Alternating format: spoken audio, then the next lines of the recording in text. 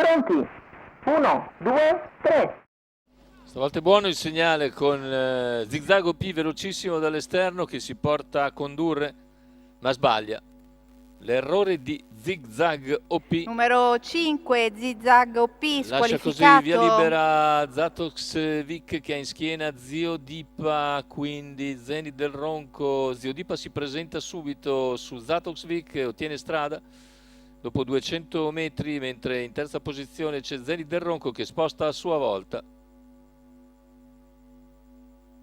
Tanto però Zio Dipa completa il quarto in 31,9.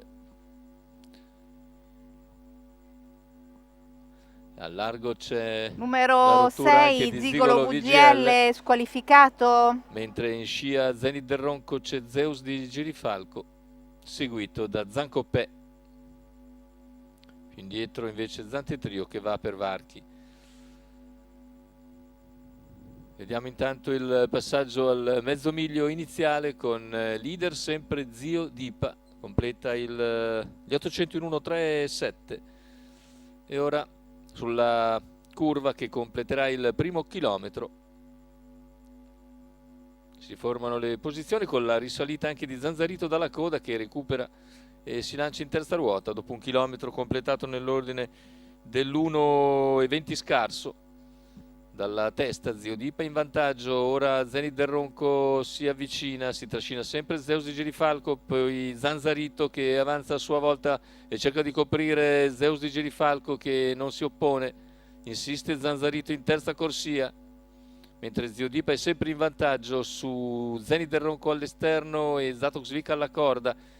Terza ruota di Zanzarito a 600 dalla conclusione, Zeus di Girifalco invece ha scelto di rimanere in scia Zenit del Ronco, più indietro sono Zamia OP, quindi Zancopè, ancora Zante Trio che deve venire via in terza ruota, 400 alla conclusione con Zio Dipa che difende ancora la posizione, c'è però l'attacco da parte di Zenit del Ronco in terza ruota di Zanzarito, mentre Zeus di Girifalco va in schiena direttamente a Zio Dipa, avanza anche Zante Trio, completamento della curva finale, Zio Dipa si presenta ancora in vantaggio, in terza ruota c'è Zanzarito, alla corda c'è Zeus di Girifalco, ultimi 100 di gara con Zio Dipa che si difende, l'attacco di Zenit del Ronco sul palo, è Zio Dipa probabilmente che salva ancora qualcosa, ma è da rivedere in arrivo a 3 con 3 cavalli sulla stessa linea, Zio Dipa all'interno, Zeus di Girifalco al largo Zenit del Ronco in un arrivo davvero molto molto emozionante